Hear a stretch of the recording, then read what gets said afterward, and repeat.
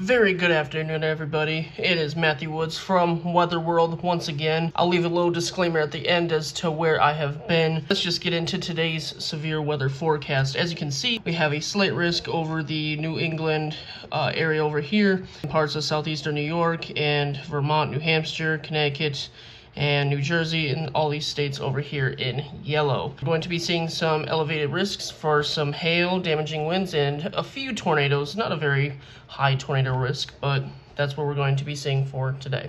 We also have a marginal risk extending from Maine all the way down to northern Georgia, as we have a very relatively strong low pressure system, low pressure trough, extending all the way from southeastern Canada, all the way across the mid-Atlantic and through the northeastern United States. Storm potentials in the marginal are going to be relatively lower, but it's going to be still something to watch out for in terms of if we're looking for severe weather, such as hail, damaging winds. Tornado threat down through Virginia, North and South Carolina, and Georgia is going to be relatively lower, but it's still going to be a possibility. Looking at our 300 millibar level, you can see a very pronounced jet streak. The center of the trough, which is off the paper here, but you can also see pretty wide entrance region to this jet.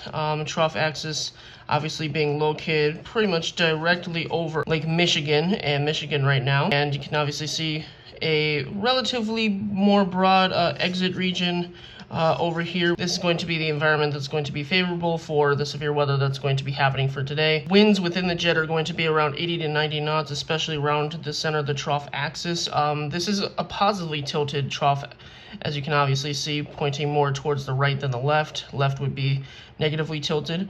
And as you can see in this exit region is going to be quite a bit of divergence right here, right in this zone right here, which is going to be favorable for some severe weather, especially within that slight and marginal risk. Looking at our 500 millibar map right now, nothing too much different, just lower wind speeds, not too much lower. Obviously you can see that positively tilted trough here as well. Exit region is a bit more broad and not so narrowed out. Relatively strong southwesterly flow heading into the northeast towards Maine, New Hampshire, and the areas where this slight is forecasted for today. Geopotential height contours around North Dakota, obviously a little bit more tight than on the exit region. Now looking at our 850 millibar map, this is where things get just a little bit interesting. And the reason, one of the reasons why we're going to be having severe weather in the northeast United States is actually because we're going to have a very small, not so pronounced shortwave trough, or actually, well, it's kind of, I miscircled it, it's kind of more or less over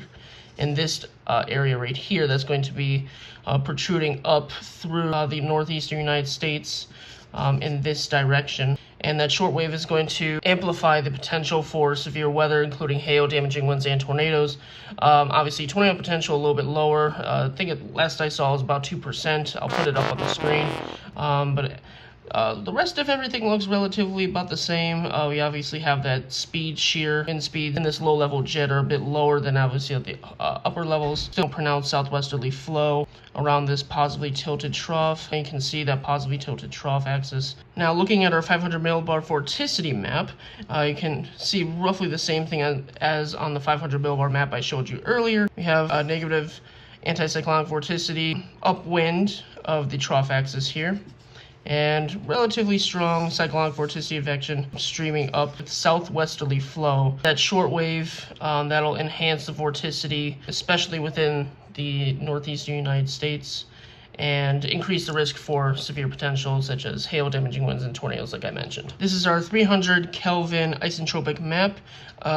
One big thing to note, in our area of severe weather potential, you can see areas of ascent, which is very important and conducive for severe weather potential. You can very obviously see more of a streamline going more like this, indicating ascent. I'll throw a little bit of a loop on the screen of some of the models and what they were saying in terms of what we're going to be expecting today and where storms are expected to fire. This is a still, initially created at 12 Zulu and valid through 21Z. As you can see, the HRRR is forecasting scattered severe storms to be firing right around southeastern New York and parts of Vermont and Maine and New Hampshire and all throughout these states right here.